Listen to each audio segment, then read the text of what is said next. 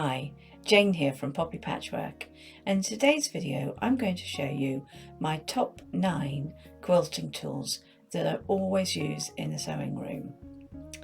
I've also put the QR codes on screen, and if you scan these it'll take you straight to the Amazon page where you can buy them if you like them. If you like this video, please like it, add a comment and subscribe to my channel. Anyway, let's get quilting.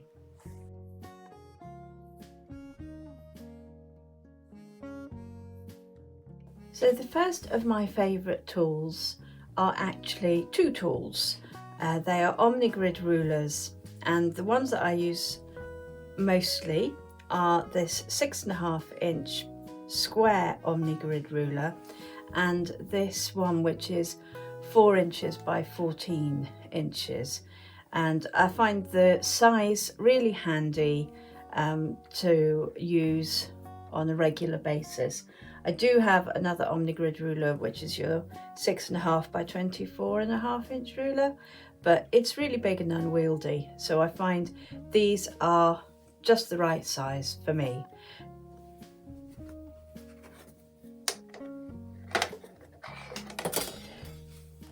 So I'm going to start by cutting with this ruler, and I'm going to cut a 4.5 inch square out of my white fabric.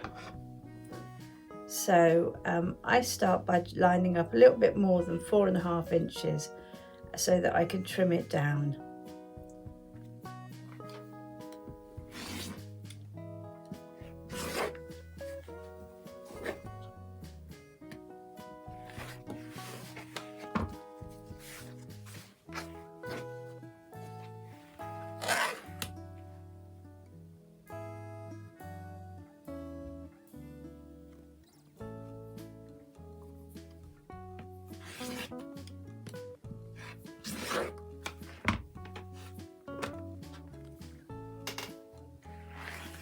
So there we go. If you're just starting out with your quilting, you're going to need some rulers, and obviously the 6.5 inch by 24.5 inch ruler is really good because you can cut across your width of fabric, but these other small rulers I find are much easier to use when you're at your cutting table.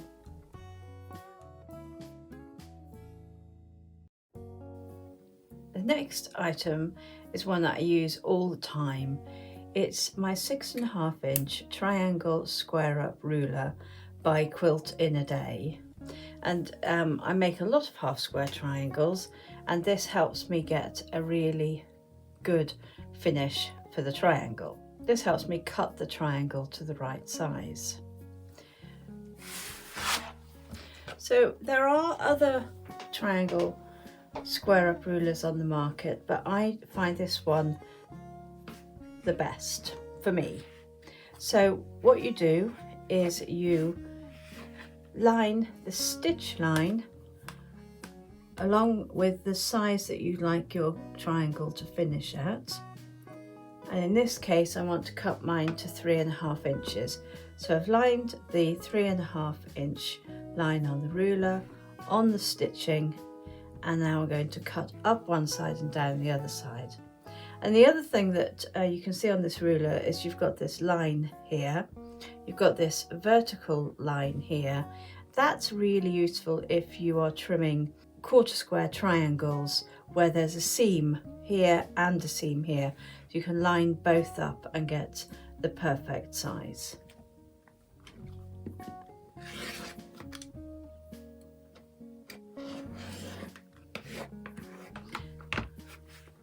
What I really like about using this ruler is I don't have to decide which way I'm going to press my seams until I'm ready to place them in the block.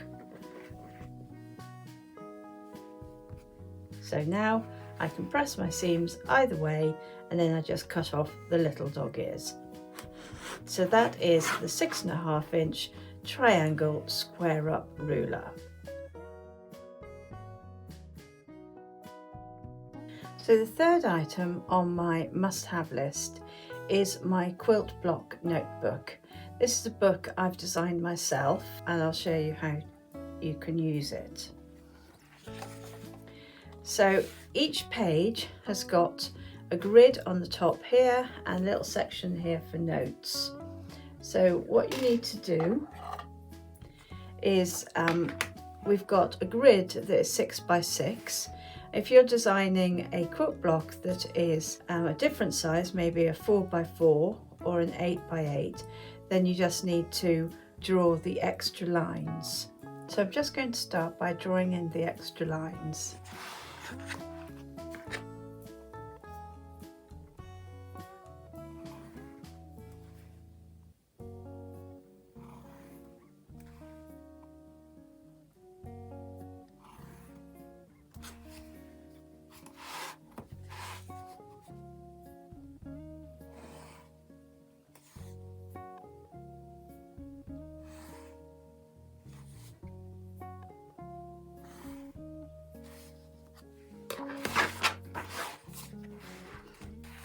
So in this block, I've got a number of half square triangles.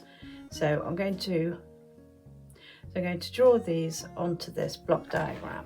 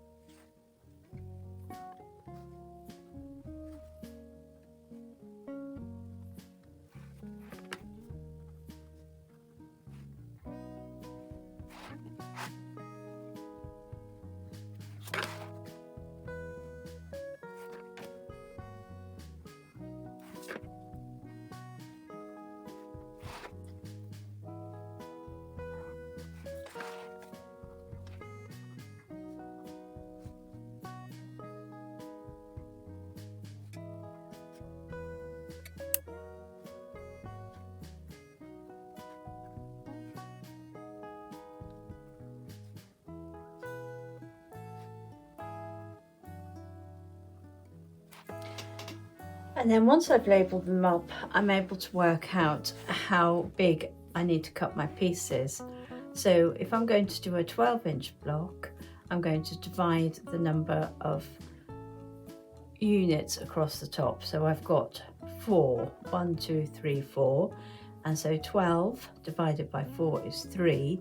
So each of these have to finish at 3.5, and I just write that down there. And then I write out my cutting instructions. So I've got to have a background here, here, here, here. Just count up all the backgrounds. 1, 2.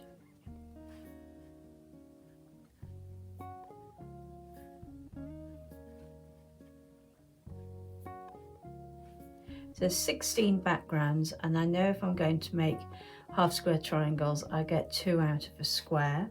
So that means I need 8, and I'm going to cut them at 4.5 inches so that I can trim them down. And then for fabric A, I'm going to count those up as well. Need 8 of those, but from half square triangles I'm going to need 4 squares, and again they are the same size. And then I'm going to count up my fabric Bs.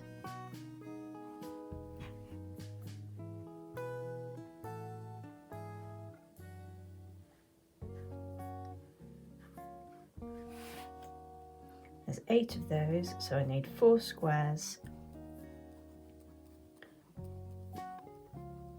And And that's how I use my quilt block notebook. So if you'd like to buy one of these, you can click on the QR code and it will take you straight to my Amazon page. I find this book really, really useful.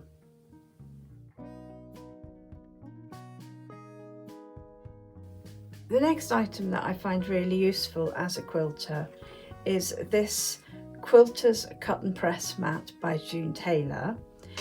So obviously on this side is the cutting area, and when I flip it over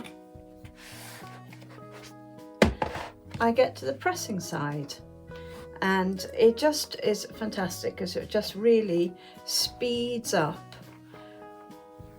the processes.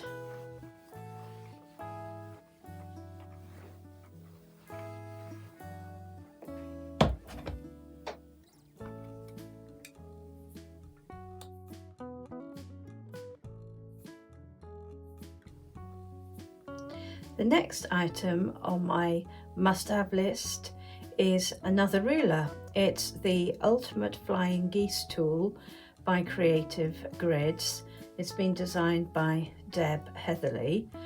The reason I like this ruler is because it gives you so many options. When I was researching flying geese rulers, they limited you to the size of flying geese that you could cut, whereas this one allows you to cut many different sizes. And it also has a little grid here on the side which lays out the sizes of fabric you need to cut if you're going to do the 4 at a time flying geese method. So what you need to do is you need to take your ruler. I'm going to trim mine to 2 by 4 inches, and for this I'm going to line up the D markings on the ruler. So I'm lining up the D lines along the sewn edges here, and then I'm going to cut up and across the top.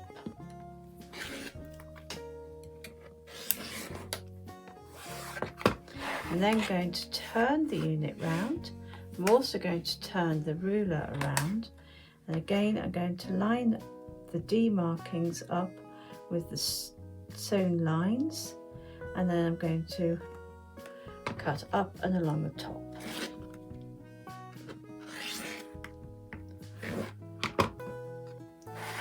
And so there we go, we have a perfectly trimmed flying geese piece using the Ultimate Flying Geese tool by Creative Grids.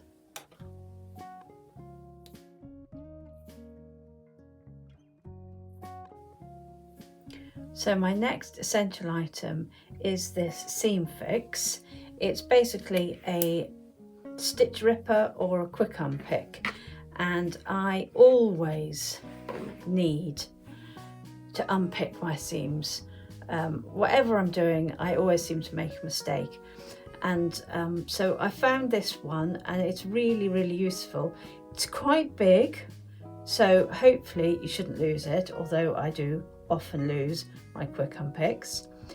But it's also got this rubberized end on it, which is really useful, and I'll demonstrate now. So first of all, I'm going to unpick this seam. So we do this in the usual way.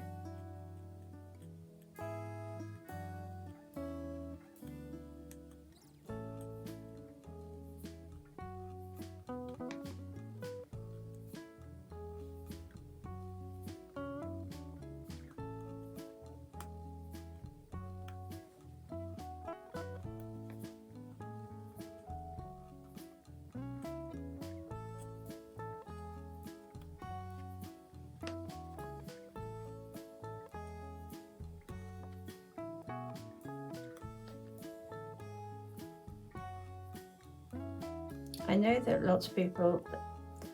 there are many different ways to unpick seams. The way I do it is I unpick a stitch intermittently along the edge, along the seam, and then I flip it over to the other side, and hopefully if it works, I unpick a few of the initial stitches, grab the thread, and then it should all come out. And now what we're left with, if you can see probably more easily on this white fabric, is all those loose threads, and this is where this cap comes into its own. You just brush it against here and all the threads come out, and that I find really useful. Most of them come out, some are a little bit more stubborn, but there you go. So that is the, what's it called, the seam fix.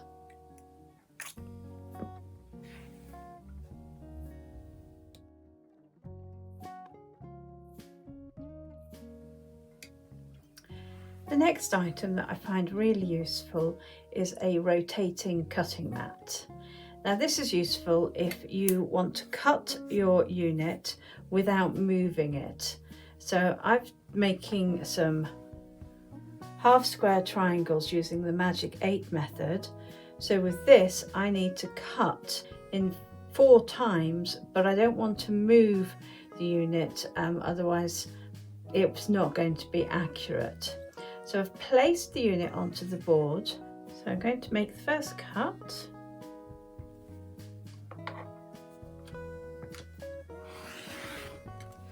And then without moving the items, I'm going to rotate. I make the second cut.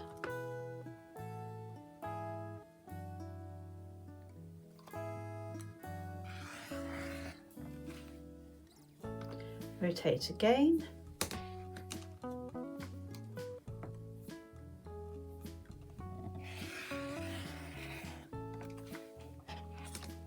And again.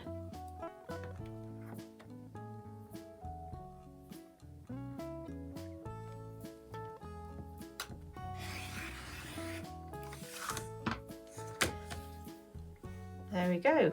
So as I say, using a rotating cutting mat is really useful if you don't want to move your block, and it just helps you get that really good accuracy.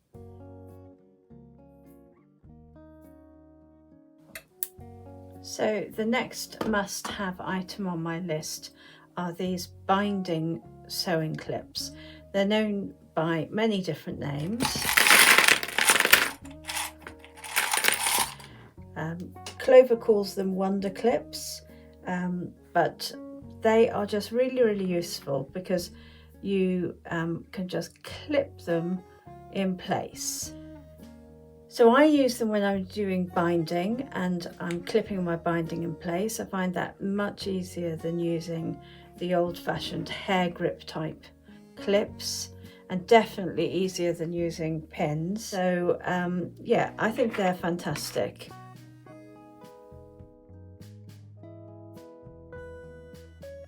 So the next really useful item I have in my sewing room is my self-threading needle. And I don't know if you can see this. I'll try and do a close-up of it.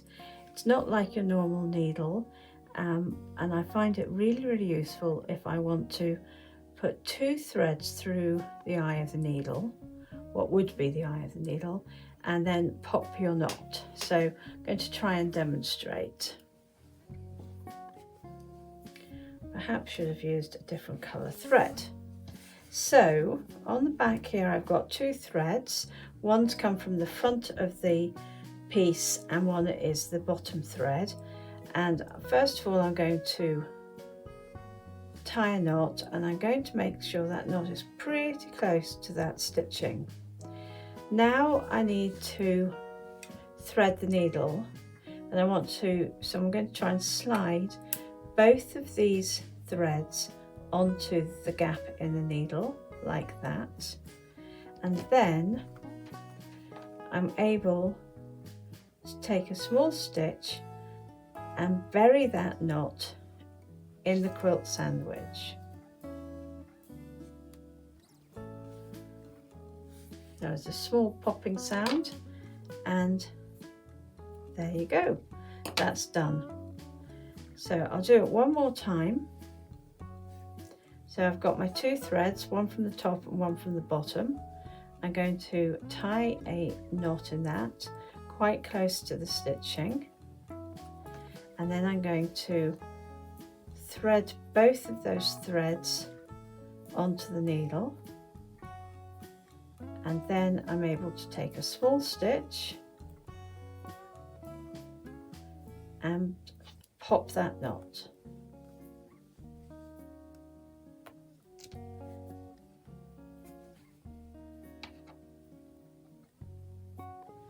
So that is a self-threading needle. Thank you for watching this video, and I hope you found it useful. Please check out some of my other videos, and I look forward to seeing you again soon. In the meantime, keep quilting!